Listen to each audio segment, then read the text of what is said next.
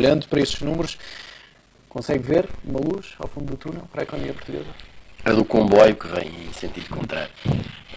Boa tarde, antes de mais.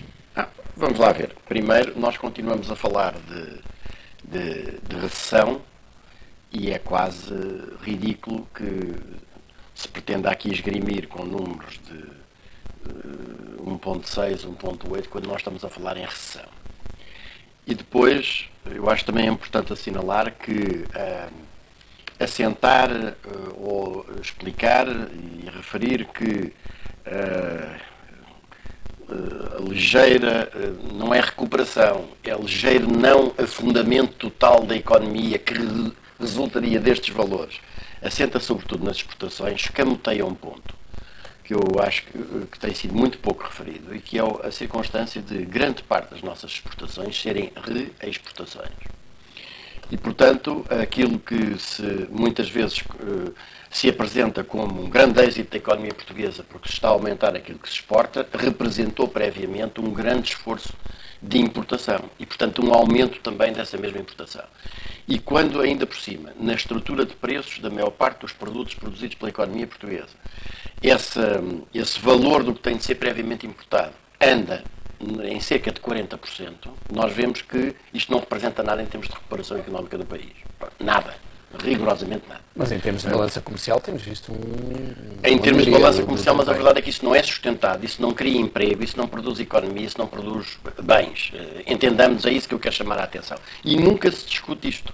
Isto é, nunca se discute qual é a estrutura do preço dos produtos que são produzidos pela economia portuguesa.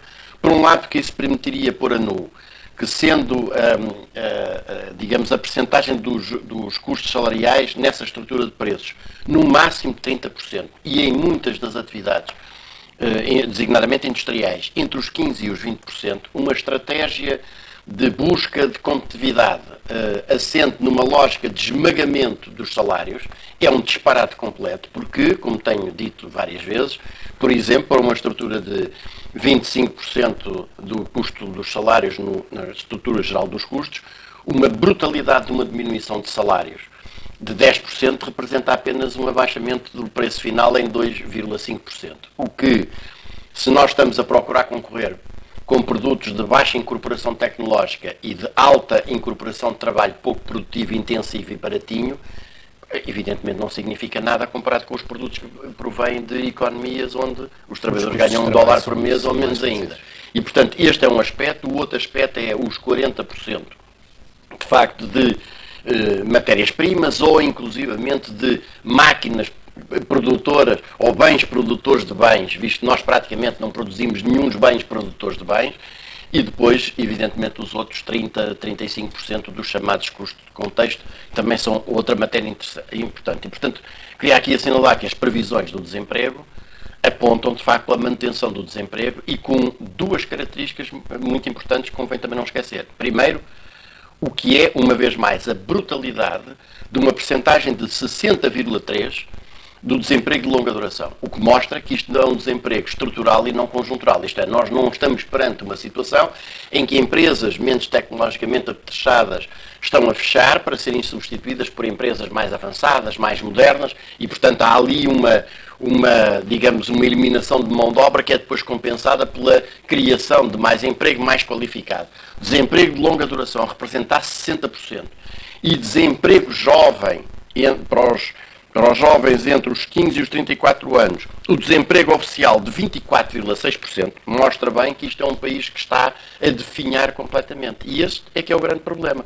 Um país que não produz, e não produz porque, evidentemente, tudo o mínimo de riqueza que é criada no país tem de ser canalizada para pagar aos credores, isto é, à banca, evidentemente que não consegue fazer um único investimento estruturante, não se consegue desenvolver. E, portanto, ainda uma vez mais voltamos à questão do costume, ou seja, não há perspectiva de desenvolvimento para o país, nem de sair do poço sem fundo em que se encontra colocado, que passe pela aceitação do pagamento da dívida, porque, de facto, é preciso rejeitar esse pagamento da dívida e é preciso que o país recupere a sua soberania económica, o que só é possível através da saída do euro, já agora. Garcia Pereira, quando houve estas palavras do Primeiro-Ministro, este alerta em relação a um choque de expectativas, Como é que as interpreta? Eu devo Como um sinal de que que tenho cada vez aquilo, menos paciência para ouvir o Primeiro-Ministro. aquilo que foi Vou dito na ouvindo devido às quinta-feira. funções políticas que tenho, porque senão já nem sequer o ouvia, não é?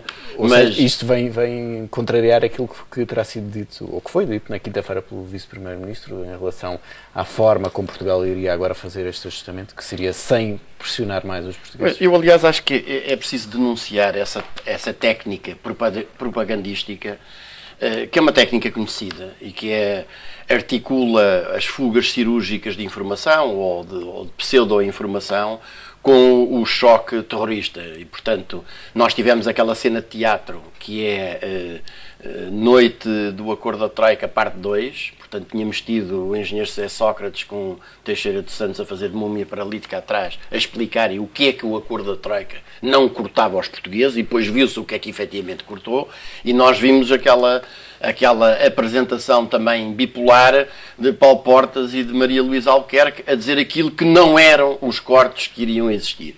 E depois, passado 2 dias, começam a saltar a referência a medidas que afinal existem, designadamente o corte sobre as pensões de sobrevivência. E, portanto, nós ainda não temos orçamento de Estado e, portanto, anda-se aqui numa clara...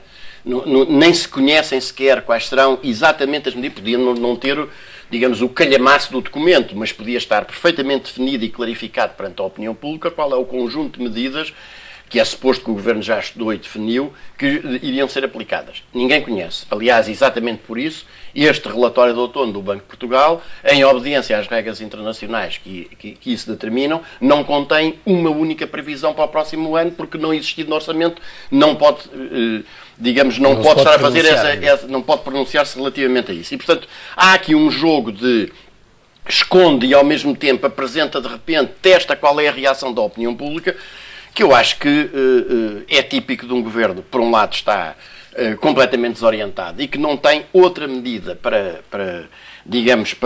se manter no poder e mostrar aos seus patrões da Europa que ainda está em condições de cumprir o seu papel, que não seja cortar nas pensões e nos salários e aumentar nos impostos. E, portanto, como ao mesmo tempo sabe que diversas dessas medidas são manifestamente inconstitucionais, chama a atenção para um excelente artigo, em meu entender, do professor Jorge Miranda, hoje, salvo erro, publicado no Jornal Público, em que exatamente chama a atenção para a aldrabice que é tratar a chamada Contribuição Especial de Solidariedade como uma coisa que não seja um imposto, quando aquilo é verdadeiramente um imposto, e, portanto, pôr os reformados a pagar 2 vezes imposto contraria desde logo um princípio básico.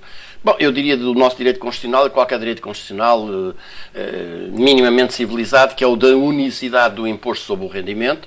Portanto, este Governo já mostrou que não consegue ter outro tipo de medidas que não sejam estas e, portanto, o jogo que faz é sistematicamente este. E já diz que não há plano de contingência em relação a essas medidas. E o jogo que faz, que é, aliás, um papel de dirigentes nacionais de um país absolutamente lastimável, que é o de estar a procurar, digamos, criar um ambiente de que o Tribunal Constitucional, ao afirmar que determinadas soluções estão em choque, repare, com princípios civilizacionais básicos, não é com uma regra um pouco estranha e obscura que está ali no artigo X, número 2, a linha B. São princípios absolutamente básicos e essenciais de qualquer lei fundamental do país, e eu digo, um governo que também não consegue governar, a não ser afrontando sistematicamente a lei fundamental do país, é um governo que se devia ir embora. Como não se vai embora por si, o Presidente da República deveria ser ele a mandá-lo embora. Como não vai por si, nem o Presidente da República o manda embora, porque já se percebeu que o Presidente da República está lá para o sustentar, deve ir o Presidente da República e o Governo, os dois juntos, porque de facto nós estamos perante uma situação absolutamente dramática. E quem hoje fala enfim, os pensionistas, os reformados, pessoas que trabalharam uma vida inteira, as pessoas estão absolutamente aterrorizadas perante a circunstância, perante um Estado que já mostrou que não tem palavra. Essas pessoas celebraram um acordo com o Estado, trabalharam uma vida inteira, cumpriram as suas obrigações e hoje veem os representantes desse Estado todos os dias aparecerem a dizer, bom, isto era assim, mas agora deixou de ser.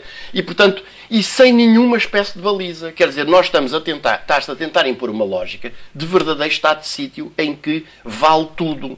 E, portanto, as pessoas têm tem razões para esperar que qualquer coisa possa acontecer, sempre sob a invocação da necessidade do pagamento da dívida e do combate ao déficit. E esta necessidade tem incidido sobre os pensionistas, mais do que tudo. A certa altura já quase não conseguimos ter a noção exata de quantas vezes é que os pensionistas estão a ser taxados. São todos os portugueses, vírgula.